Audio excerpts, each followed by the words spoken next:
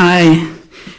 Thank you, first of all, for having such an open and inviting forum, managing a statewide coalition, and I can tell you that it isn't this everywhere, where you can just walk in and turn in your cards. So we appreciate your willingness to hear the public. My name is Kim Ross, and I am here today representing Floridians Against Fracking. As you might be surprised about, we are supporting a ban on fracking in Florida. We represent 55 organizations, 89 cities and counties that have passed an ordinance either banning fracking locally or a resolution supporting a ban on fracking. Now, we didn't pack the room as much as we do in many of our committee meetings, but I would like to ask everybody who is here and supports a ban on fracking to please stand. Thank you. All right, you may be seated.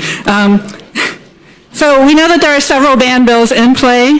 We know that there are 3 filed ban bills, and there are conversations about 2 or 3 additional ban bills that are out there. We support and ask that you support, that you co-sponsor, or that you sponsor a ban bill that has first a true ban, not a moratorium. We would like to see this issue put to rest for good. Believe it or not, we all have other things that we can be doing with our time. Second, we'd like to make sure that that definition covers all forms of fracking in Florida, including matrix acidizing. And third, we do not want to see a study in that ban bill. We would like to see a clean bill presented. So just a couple of notes, because I know the other side will be there to speak with you.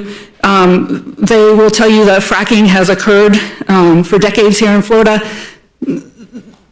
In a very technical sense, that may be true, but the type of fracking that we're talking about now is something that is new. It is newly developed, it is new chemicals, and it is much more dangerous than it was in the 1960s.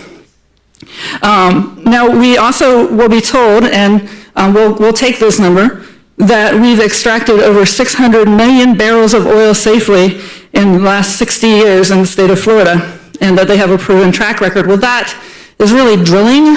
That's not fracking. So we're here to talk strictly about fracking. We'll also be told that fracking creates jobs. It really does not create jobs, and it creates primarily out-of-state and temporary jobs.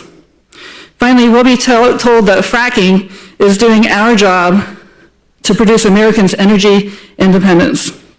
Industry lobbyists testified, again, that there was 600 million barrels of oil over the past 60 years. Well, that sounds like a large number, but that amount is equal to less than 1% of the oil and gas that was produced in 2014 alone.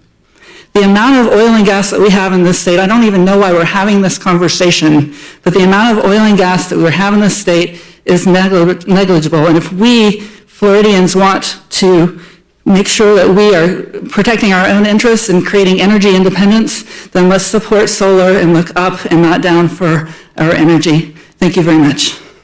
Kim, and I just real quickly, just a comment. I think what you may find is there are a lot of different anti-fracking bills floating around. Yes, there are. I'm not sure that your group would be pleased with some of them.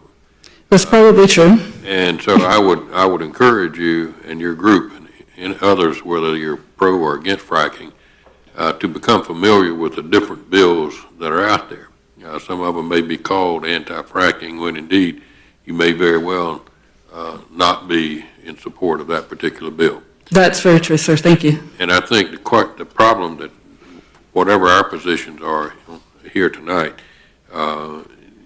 we've got to, we too have to look carefully at the bills themselves, because what we may be thinking is an anti-fracking bill may indeed not be what we individually and personally would support. So I would encourage you to be aware of that and take a look at that. That's right. In fact, we know that some of the legislators actually felt like the pro-fracking bills last year were bans, and they were not, of course. Correct. And the other thing that we are concerned about is also things being added on and things changing as it moves through the legislative process. But we're looking forward to working with all of you.